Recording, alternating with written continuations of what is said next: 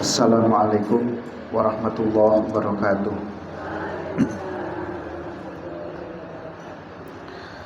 Alhamdulillah, sholli ala Rasulillah Muhammad ibn Abdillah. La haula wa la quwata illa billah, amma ba'du. Qala Allah Ta'ala fil Qur'anil Karim, A'udzu billahi minasyaitonir rajim. Ya ayyuhalladzina amanu ittaqullaha haqqa tuqatih wa la tamutunna illa wa antum muslimun. Ibu-ibu jamaah sekalian yang rahmati Allah Subhanahu wa taala. Kajian malam hari ini saya akan melanjutkan membaca kitab Tibbul Qulub, Obat Hati, karangan Ibnu Qayyim Al-Jauziyah. Pada pertemuan sebelumnya sudah kita jelaskan bahwa hati itu dibagi menjadi 3 ya.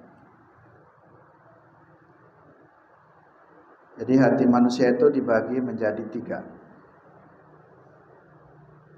Pertama, qalbun sahihun, hati yang bersih atau hati yang sehat. Yang kedua, qalbun maridun, hati yang sakit, dilawan dari sehat, sakit. Dan yang ketiga, qalbun mayyitun, hati yang mati. Nah, kalau mati ya ini nggak bisa disembuhkan, tapi kalau sakit masih bisa disembuhkan. Nah, sekarang kita akan perdalam alamatul maradil qalbi wa sihhatih. Bagaimana cara mengetahui hati yang sakit dan hati yang sehat? Ibu-ibu juga bisa memahami kalau kondisi tubuh kita itu sakit, kita sudah mulai terasa. Biasanya kalau sudah wahang-wahing atau sudah mulai merasa pegal-pegal, ini alamat akan datang sakit. Maka ibu-ibu yang sudah paham alamat akan tanda-tanda sakit, maka segera diantisipasi, jangan sampai keburu sakit. Berarti segera banyak minumnya minum air hangat dan ditambah dengan vitamin-vitamin yang lainnya, jangan sampai ambruk sakit. Hati manusia pun itu ada hati yang sakit.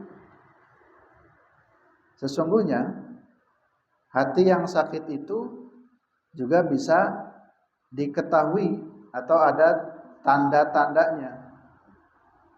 Kalau ibu-ibu sekalian memahami tanda-tanda hati itu akan sakit, maka segera diantisipasi, jangan sampai betul-betul sakit, apalagi sakitnya sampai parah. Kalau sakitnya sampai parah kan ini berat. Ya, seperti umumnya penyakit fisik, penyakit jasmani. Jadi baru gejala pilek, jika dibiarkan terus, dia akan pileknya semakin berat. Jadi sembuhnya pun agak lama. Jadi kalau hati yang sakit tidak segera dideteksi, kemudian tidak segera diobati, nah itu bisa menjadi berat nanti pengobatan hatinya. Di sini Ibnu Qayyim rahimahullah mengatakan, wa maradul qalbi, adapun hati yang sakit itu, sakitnya hati itu adalah ayak tadara alaihi min ma'rifati billahi wa mahabbatihi wasyauqi ila liqaihi wal inabati ilaihi wa isari dalika ala kulli syahwatin. Nah, jadi ciri hati yang sakit kata Ibnu Qayyim, hatinya itu menjauh dari ma'rifatullah. Jadi kalau ada hati kita nih, Ibu, hati kita ini lupa dari zikir kepada Allah. Ibu ingat dari subuh sudah berzikir belum? Berapa kali zikir yang dibaca? Setiap hari tidak pernah zikir. Nah ini, kalau orang sudah tidak sering berzikir atau melupakan zikir kepada Allah, ini tandanya hati itu sudah mulai sakit. Jadi jangan dibiarkan terus. Mungkin sebagian ibu-ibu ada yang pakai tasbih ya. Kalau nggak pakai tasbih juga cukup pakai jari saja. Ada orang tua sudah suka pakai tasbih sambil menunggu tidur itu baca istighfar sebanyak-banyaknya, sekuat-kuatnya. Astagfirullah, astagfirullah, astagfirullah sampai kita tertidur. Jadi kalau ibu tidak bisa tidur, pakai saja banyak berzikir subhanallah, subhanallah. Secukupnya sampai tidur. Tidak harus ditentukan harus 100, harus 1000, tidak harus. Tapi udzurullaha dzikran katsiran. Nah, jadi kalau ada hati kita yang mulai melupakan dari Allah, itu tandanya hati itu sedang sakit. Jadi kan sudah bisa diketahui, ibu bisa mendeteksi apakah hati kita ini sakit ataukah tidak. Jadi kalau sakit berarti ditandai diawali gejalanya itu orang sudah tidak berzikir, melupakan zikir. Itu tanda-tanda orang yang sakit hatinya. Wa mahabbatihi, juga sudah tidak mulai cinta dengan Allah. Di antara tanda cinta kepada Allah itu adalah membaca Al-Qur'an. Jadi kalau kita membaca Quran itu sama dengan kita ini sedang bermunajat, sedang berdialog dengan Allah. Kan Al-Qur'an itu kalamullah. Jadi seolah kita sedang berinteraksi, sedang berdialog, sedang bercakap-cakap dengan Allah. Maka kalau kita tidak pernah membaca Quran, berarti ini sedang sama dengan mulai luntur kecintaannya kepada Allah. Maka seharusnya orang yang cinta kepada Allah itu selalu menyempatkan baca Quran. Allah kasih waktu setiap hari ini 24 jam ya. Di dalam sehari semalam ada 24 jam. 24 jam itu ibu-ibu bagi untuk rapi-rapi rumah berapa jam? Untuk ngomong cucu berapa jam? Untuk bekerja berapa jam? Terus untuk zikirnya berapa jam? Nah, ini dia. Kadangkala untuk berzikir, untuk membaca Quran ini belum mendapatkan porsi. Harusnya kita mentargetkan setiap hari itu ada porsi untuk berzikir, ada porsi untuk membaca Quran. Dari 24 jam, nah coba dikasih porsinya ya 10 menit setiap hari, setiap malam. Syukur-syukur kalau bisa lebih dari itu. Jadi jangan sampai 24 jam itu habis sama sekali, tidak ada kesempatan untuk zikrullah, tidak ada kesempatan untuk membaca Al-Quran. Jadi ciri orang yang hatinya sakit, dia sudah mulai lalai, abai dari zikrullah, dari mahabbatullah. Ya, jadi kalau menjauh dari Al-Quran ya dengan sendirinya dia mulai tidak cinta. Kalau orang cinta itu, ibu masih ingat dulu pas bercinta? Kalau orang cinta itu kan rasanya ingin ketemu terus kan? Jadi rasanya itu ingin berjumpa terus. Bahkan dicari-cari caranya supaya bisa berjumpa dengan orang yang dicintai. Ngakali orang tuanya. Yang penting bisa ketemu dengan dia. Itu orang yang bercinta begitu. Maka ini pun ciri orang yang sudah cinta kepada Allah, dia akan berupaya rindu sekali ingin segera ketemu dengan Allah, ingin segera berjumpa dengan Allah dalam pengertian ingin menyempatkan membaca Quran, memenuhi panggilan Allah, sholat, dan juga ditambah dengan zikir-zikirnya. Kemudian yang berikutnya, wasyauqu ila liqaihi, dan rindu kepada Allah atau berjumpa dengan Allah. Jadi orang yang sakit itu dia sudah tidak ada kerinduan ingin berjumpa dengan Allah. Ya, jadi tidak tertarik lagi ingin berjumpa dengan Allah. Padahal di antara kebahagiaan yang paling pokok itu adalah bisa berjumpa dengan Allah. Kebahagiaan yang hakiki itu bisa berjumpa dengan Tuhan kita yang sebenarnya, yakni Allah. Tapi ada di antara hati manusia yang sakit, dia enggak kepikiran ingin berjumpa dengan Allah. Coba ibu yang ditinggal suami merantau, kan ada kerinduan ingin berjumpa dengan suami. Kita ditinggal dengan anak kuliah atau anak kerja di luar kota, tentu berpisah itu ingin segera berjumpa. Betapa bahagianya kalau bisa berjumpa dengan orang yang dikasihi. Apalagi ini berjumpa dengan Allah, Tuhan kita yang sebenarnya. Harusnya rasa asyauq ila liqa' rabbih, berjumpa atau ada kerinduan untuk berjumpa dengan Allah, nah itu bagian dari hati yang bersih. Maka sebaliknya, hati yang sakit dia tidak ada kerinduan kepada Allah. Ya tadi saya memberi contoh anak. Kalau ada anak yang tidak rindu kepada orang tuanya, nggak pernah mau berjumpa, merantau, nggak pernah telepon, ya, dijangankan pulang, telepon saja nggak mau. Wah ini kan pertanda jangan-jangan anak ini sudah nggak cinta dengan orang tua.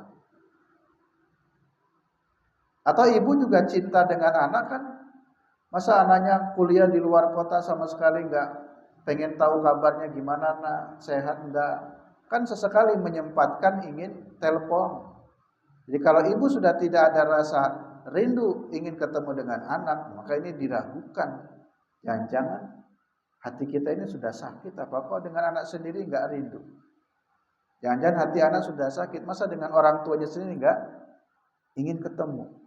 Demikian pula masa ada hamba Allah tidak rindu dengan Allah, tidak rindu ingin ketemu dengan Allah. Jadi kalau ada hamba-hamba Allah yang sudah melupakan Allah, tidak ada rasa sekali ingin berjumpa dengan Allah, hilang rasa rindu berjumpa dengan Allah, berarti hati hamba tersebut benar-benar dalam keadaan sakit. Wal inabatu ilaihi. Wal inabah itu artinya bertaubat. Orang yang baik itu kan selalu bertaubat. Pertobatan yang paling ringan itu dengan membaca istighfar. Astagfirullah, astagfirullah, astagfirullah. Dan dalam banyak hadis Rasulullah SAW, beliau selalu beristighfar dalam setiap harinya tidak kurang dari 100 kali. Ada riwayat yang mengatakan tidak kurang dari 70 kali. Jadi misalkan ya kita 100 saja. Jadi bayangkan ibu-bapak sekalian, ibu-ibu, Rasulullah saja orang yang sudah maksum, bersih dari dosa, itu beliau selalu menyempatkan untuk bertobat dengan cara tobat yang paling ringan itu dengan baca istighfar, astagfirullah, astagfirullah. Maka tentu kita yang bukan siapa-siapa, kita bukan seorang yang alim, ulama, bukan sahabat, apalagi nabi, kita bukan siapa-siapa. Tentu kesalahan kita akan sangat banyak sekali. Maka kalau nabi saja selalu bertobat atau beristighfar 100 kali setiap hari, kita harusnya lebih dari 100 kali. Sempatkan taubat istighfar. Paling tidak setiap selesai sholat, ibu membaca subhanallah, alhamdulillah, Allahu akbar, itu kan masing-masing 33 kali. Dengan la ilaha illallah genap 100 kali, tambah lagi istighfar. Astagfirullah, astagfirullah, astagfirullah. Atau ibu menjelang tidur baca istighfar, astagfirullah, astagfirullah, astagfirullah. Atau ibu sedang nyantai-nyantai setelah rapi-rapi rumah dari pagi jam 9 sudah selesai semuanya, sudah sarapan. Apa yang dilakukan? Istighfar, astagfirullah, astagfirullah. Jadi orang yang berkebalikannya sudah tidak mau bertobat, tidak pernah beristighfar, ini tandanya hati ini sedang sakit. Dia tidak menyadari kalau banyak kesalahan, tetapi dia tidak pernah mau bertobat. Itu ciri orang sakit ya begitu. Padahal dia banyak salahnya, tapi dia tidak mau mengakui kesalahannya di hadapan Allah. Berarti sakitlah hati orang tersebut. Kemudian ciri hati yang sakit itu adalah wa isaru dzalika ala kulli syahwatin. Hati yang sakit itu adalah hati yang selalu mendorong kepada syahwat, kepada maksiat. Jadi kalau ada dorongan-dorongan untuk melakukan keburukan, tandanya sakit itu hati. Ibu sudah punya suami, masih ingin nongkrong di pinggir lapangan karang. Terus nongkrongnya itu ngobrol dengan bapak-bapak, dengan laki-laki yang bukan mahramnya. Itu kan dorongan syahwat. Di rumah sepi, kan kalau ngobrol dengan lawan jenis ya, enak. Jadi berlama-lama itu kuat. Tapi itu sesungguhnya dorongan syahwat, itu maksiat, itu dosa. Maka sesungguhnya kalau ada hati yang bergejolak ingin melakukan keburukan, itu tandanya sakit.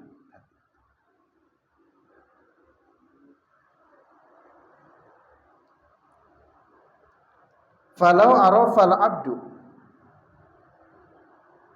kulla syai'in wa lam ya'rif rabbah. Jika ada seorang hamba yang ia mengetahui banyak hal. Jadi kalau ada manusia mengetahui banyak hal, mengetahui pengetahuan ini, pengetahuan itu, wah dia orangnya pintar. Paham ini, paham itu, mengerti ini, mengerti itu. Jika ada seorang hamba paham kulla syai'in atas segala sesuatu, tapi walam ya'rif rabbahu, dia tidak mengetahui tentang Allah. Bicara apapun, bicara politik bisa, bicara ekonomi juga paham, bicara agama juga tahu, semuanya tahu. Tetapi walam ya'rif rabbahu, dia tidak kenal dengan Allah. Maka kalau dia tidak kenal dengan Allah, faka'annahu lam ya'rif syai'an, seolah-olah dia itu tidak mengetahui apa-apa. Jadi bahasa lain, percuma tahu ilmu ini, tahu ilmu itu, tapi dia tidak mengenal Allah. Untuk apa sih? Ibu punya anak pinter fisika, pinter matematika, pinter bahasa Inggris, pinter ilmu-ilmu yang lainnya, tapi kemudian anak dan cucu kita ini tidak tahu Allah, tidak kenal Allah, maka sesungguhnya orang itu faka'nahu lam ya'rif syai'an, dia tidak disebut mengetahui apapun. Jadi sama saja dia seperti orang yang tidak tahu apa-apa. Walaupun disebut pintar bahasa Inggrisnya, tapi tidak kenal Allah, dia orang yang enggak pintar. Jadi yang pokok adalah dia harus mengenal Allah. Jadi hati itu harus mengenal Allah. Maka mengenal Allah itu harus dibiasakan. Ibu sering-seringlah ajak anak dan cucunya ke masjid. Itu dalam rangka untuk membiasakan anak itu kenal dengan Allah. Karena kalau ibu tidak mengajak anak cucunya ke masjid, tidak pernah dikenalkan dengan masjid, khawatir nanti sudah besar, sudah dewasanya, dia pun berat untuk ke masjid, sehingga dia tidak kenal masjid, dia tidak kenal Allah. Tapi kalau sering dikenalkan dengan masjid, maka kelak pun si anak itu akan juga kenal masjid dan akan kenal Allah. Jadi kenalkanlah anak dan cucu kita ini dengan Allah sejak dini.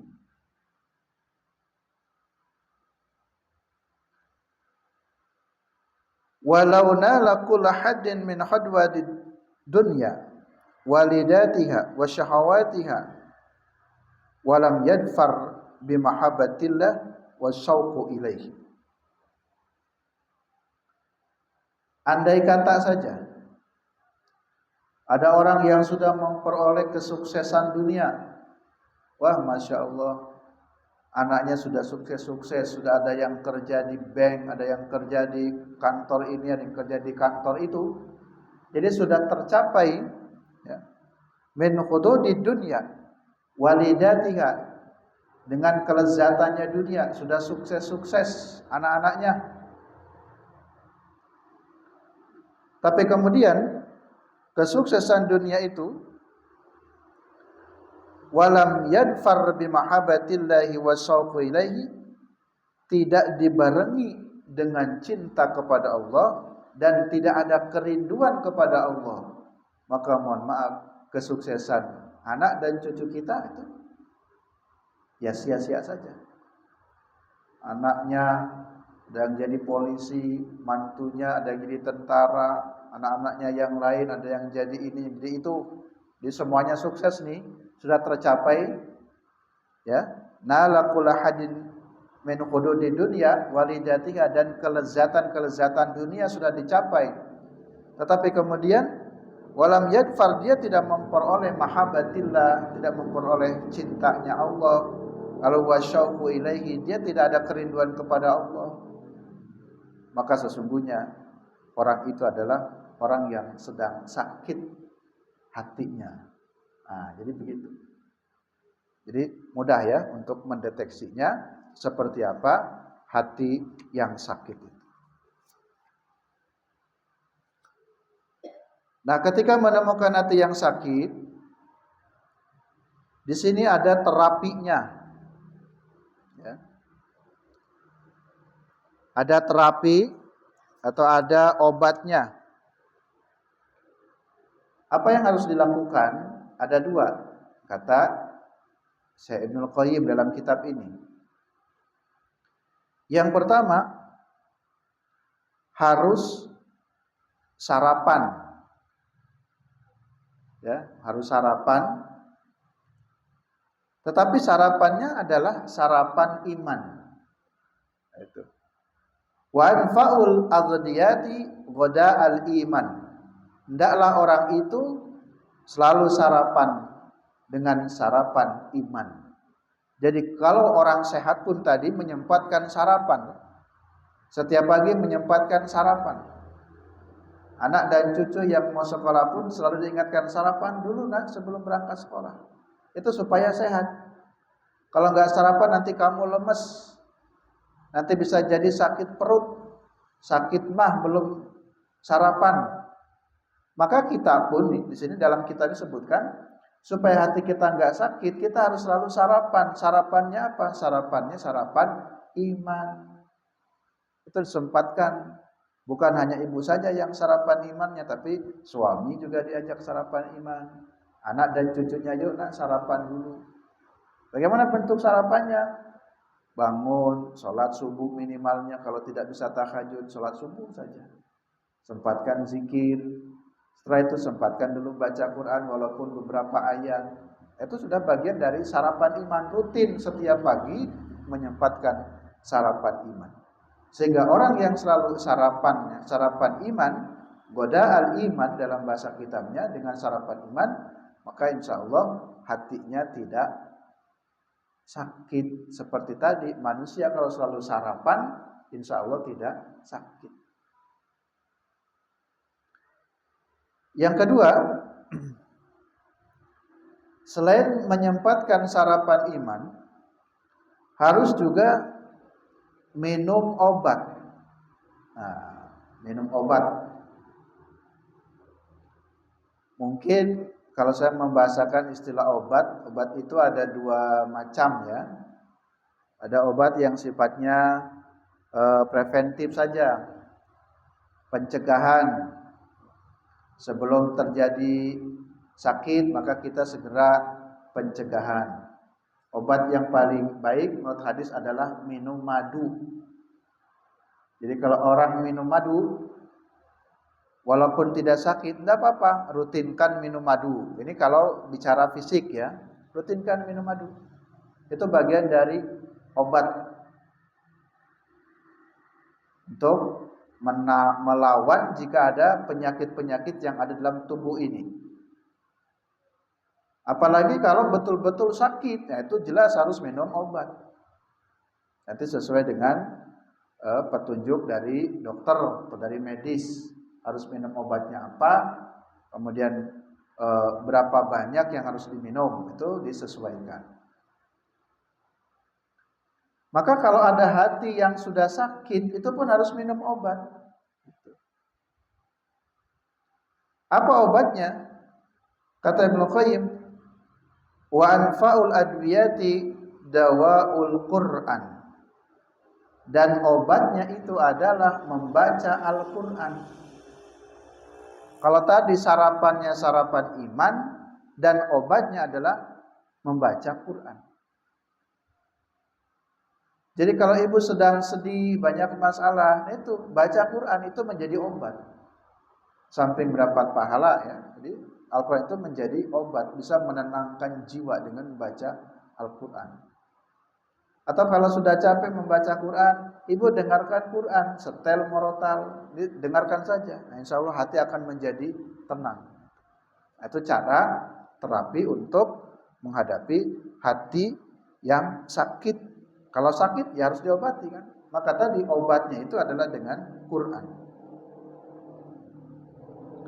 Nah, jadi inilah dua hal yang harus diperhatikan, yakni wa anfaul aqdiyati goda al iman, selalu sarapannya adalah sarapan iman, dan kemudian anfaul adwiyati dawaul Quran, selalu menyiapkan obat, dan sebaik-baik obat itu adalah membaca Al-Quran.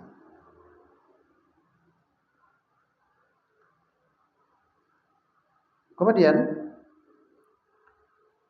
wa min alamati sihhatihi aidan, dan di antara tanda hati yang sehat, yang tidak sakit itu adalah ayartahila anid dunya hatta yanzila bil akhirah. Dia tidak menjadikan dunia itu sebagai orientasi hidupnya. Tapi yang menjadi orientasi atau tujuan hidupnya itu adalah tujuan akhirat. Di dunia itu cuma sekedar numpang lewat saja. Numpang lewat. Mohon maaf kalau ada pedagang ya, pedagang keliling itu, umpamanya dorong gerobak, dagang, punya roti, dagang di perumahan, itu cuma numpang lewat saja ketika mendagangkan dagangannya, tapi setelah itu kan dia harus kembali ke rumahnya. Jadi kita di dunia itu sesungguhnya sedang menumpang saja, numpang lewat di dunia. Tapi sesungguhnya kita ini akan menuju kepada rumah kita yang sebenarnya, akan mudik. Mu itu kembali ya, dik itu ya kampung halaman. Jadi kita itu akan kembali ke kampung halaman kita yang sebenarnya, ini kampung akhirat. Saya akan pergi ke kampung akhirat, ibu-ibu pun akan pergi ke kampung akhirat. Cuman kita tidak tahu siapa yang mau duluan pulang kampung. Ada yang mau duluan pulang kampungnya. Kalau lebaran kan segera pesan tiket ingin pulang kampung. Ini kita ini sebenarnya akan pulang kampung. Disuruh ataupun tidak, kita sebenarnya akan pulang kampung. Maksudnya ke kampung akhirat. Karena kita sadar di dunia hanya sementara, di dunia itu hanya sebentar saja. Maka harus betul-betul mempersiapkan diri sebaik-baiknya untuk nanti masuk ke kampung akhirat.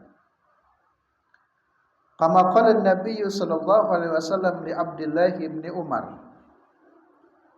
Sebagaimana perkataan Nabi kepada Abdullah bin Umar.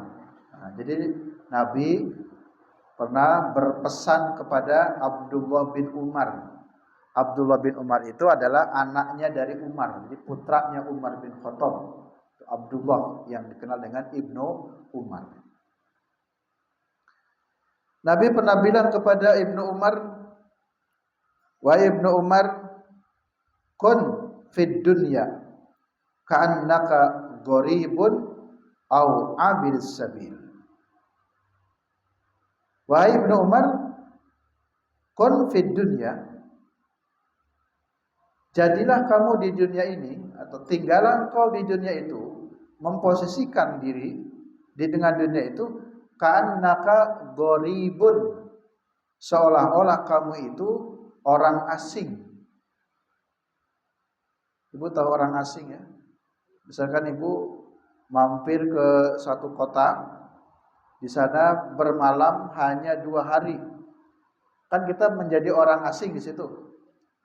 Tentu setiap orang yang baru di satu tempat, orang yang asing, kita akan berusaha juga sebaik mungkin. Dan kita pun tidak pernah berpikir untuk selamanya, karena kita ini kan sedang numpang tuh ke saudara yang ada di Jakarta. Kan nggak mungkin di Jakarta selamanya, kita cuma 2 hari, 3 hari, kan kita akan kembali lagi ke sini, ke Jakarta, ke Yogyakarta. Jadi kita di dunia itu hanya sekedar numpang, kira-kira itu goribun. Karena numpang, maka jangan berpikir akan hidup selamanya di tempat tumpangannya itu. Atau di sini ada disebutkan au abir sabil, seperti orang yang sedang lewat. Ya tadi seperti pedagang. Pedagang cuma numpang lewat saja. Nah, itulah cara memposisikan dunia. Wa qala Ali bin Abi Thalib radhiyallahu anhu, berkata Imam Ali bin Abi Thalib radhiyallahu anhu, inna dunya qad tarhalat mudbiratun wa innal akhirata qad tarhalat muqbilatun. Antara dunia dan akhirat, ibu, dunia itu hendaklah diletakkan di belakang kita. Kalau akhirat, letakkanlah di depan kita. Jadi akhirat itu harus diletakkannya di depan kita. Kalau dunia letakkannya di belakang kita. Artinya akhirat itu menjadi prioritas. Walikulli minhuma banun. Setiap dari keduanya itu memiliki anak. Dunia ada anaknya, akhirat pun ada anak. Jadi masing-masing antara dunia dan anak itu memiliki, antara dunia dan akhirat itu memiliki anak. Fakunu min abna'il akhirah wala takunu min abna'i dunya. Maka jadilah kamu menjadi anaknya akhirat. Wala takunu min abna'i dunya, kamu jangan menjadi anaknya dunia. Jadi kita ini harus menjadi anak akhirat, jangan menjadi anak dunia. Kalau menjadi anak dunia, seiring dunia pada saatnya nanti akan binasa, dunianya akan hancur, maka kita pun ikut hancur. Tapi kalau kita menjadi anak akhirat, kita tahu akan ada persiapan akhirat, ketemu dengan akhirat, maka kita pun insya Allah akan selamat. Karena sudah paham, kita ini mau jadi anak dunia atau anak akhirat. Dikata sahabat Ali, jadilah kamu anak akhirat, jangan menjadi anak dunia. Fa'inal yawma amalun wala hisabun. Maka hari ini kita berpikirnya, hari ini nih, kita hidup ini adalah tempatnya beramal.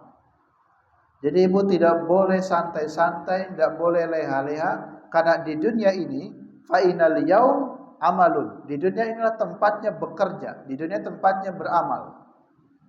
Karena ghadan hisabun wala amalun.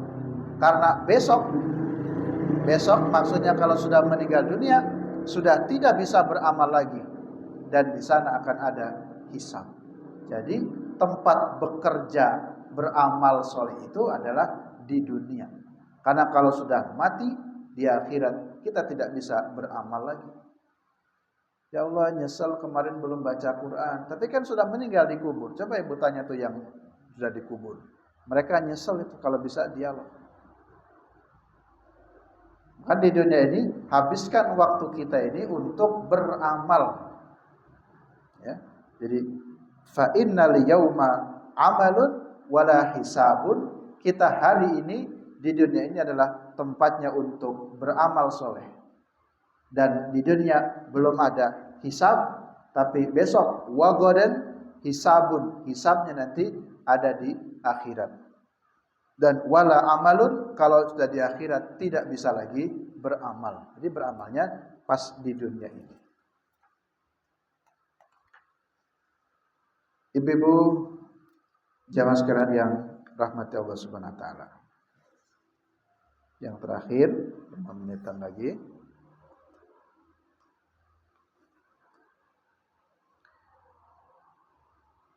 Di sini juga disebutkan wa min alamati sihatil qalbi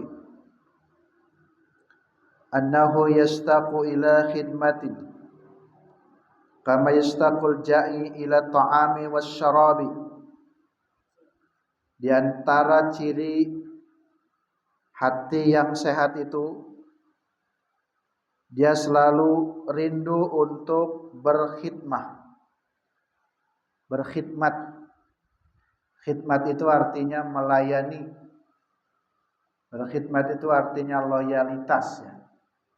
Ada istilah anak berkhidmat kepada orang tua. Ada istilah murid berkhidmat kepada guru. Maka kita sebagai hamba Allah harus berkhidmat kepada Allah. Tentu berkhidmat yang dimaksud adalah kita senantiasa loyal kepada Allah. Namanya loyal seperti kita di dunia, kalau loyal itu apapun dilaksanakan. Seperti tentara, tembak, siap gerak, ngikuti. Istirahat tempat, gerak, maka semuanya ikut istirahat tempat. Apapun yang dikatakan komandan harus diikuti, itu namanya loyal, memiliki loyalitas yang tinggi. Maka kepada Allah pun begitu. Jadi hati yang sehat itu hati yang selalu memiliki nilai loyal yang tinggi kepada Allah. Yastaq, rindu. Sebagaimana kama yastaqu al-ja'i ila ta'ami wasyarab. Seperti orang yang lapar, orang yang haus. Kalau kita posisi lapar, kan kita berusaha mencari makan.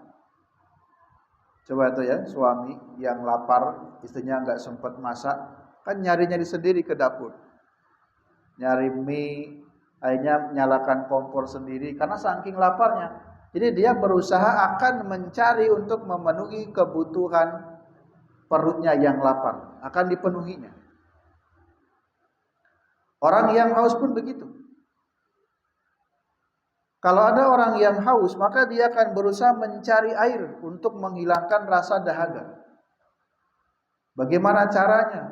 Kalau di rumah nggak sempat masak, beli dulu ya beli, keluar juga keluar. Malam-malam pun karena haus, di rumah pas air galon habis, langsung beli keluar untuk memenuhi tadi ada kebutuhan, ada lapar, ada haus. Maka seharusnya manusia pun atau hamba Allah pun harusnya begitu, seperti orang yang lapar, jadi akan berusaha mencari ridho Allah, akan berusaha untuk mengamalkan apa-apa yang diperintahkan oleh Allah. Jadi akan berusaha. Kalau istilah orang yang sudah jadi cinta dengan sholat itu, apalagi sholat jamaah, walaupun hujan, dia akan berusaha terus. Bagaimana caranya? Saya harus berangkat ke masjid, cari payung, cari mantel, yang penting saya harus berangkat ke masjid. Nah itu, jadi harus diupayakan seperti upayanya orang yang lapar itu mencari makan seperti apa. Harus berusaha mengupayakan mencari minum seperti orang yang haus. maka beribadah pun harus diupayakan. Misalkan kita ingin sholat tahajud, gimana caranya? Diupayakan betul-betul. Ingin tahajud itu bagaimana? Ingin bisa bangun itu seperti apa? Mungkin dengan cara nyetel alarm, mungkin dengan cara umpamanya minta bantuan kepada suami, Pak tolong ibu dibangunkan nanti. Atau dengan cara apapun, jadi ada upaya yang serius untuk bisa tahajud. Sebagaimana ada upaya yang serius ketika orang itu lapar dan haus mencari makan dan minum. Ibu-ibu jamaah sekalian yang dirahmati Allah Subhanahu wa taala, cukup kiranya kajian kita pada kesempatan malam ini mengkaji kitab Tibbul Qulub karangan Ibnu Qayyim Al-Jauziyah. Mudah-mudahan kita bisa mendapatkan banyak faedah dari kitab ini. Jadi kita bisa mencernanya dan mencoba mendeteksi terus, jangan sampai hati kita ini sakit. Kalau tahu hati kita sedang sakit, segera diobati supaya sembuh. Jangan lupa caranya dua, Bu ya. Sering-seringlah sarapan. Sarapannya apa? Sarapan iman. Dan kalau sakit diobati dengan obatnya apa? Al-Qur'an. Jadi dengan membaca Al-Qur'an. Demikian kurang lebihnya mohon maaf. Billahi taufiq wal hidayah. Assalamualaikum warahmatullahi wabarakatuh.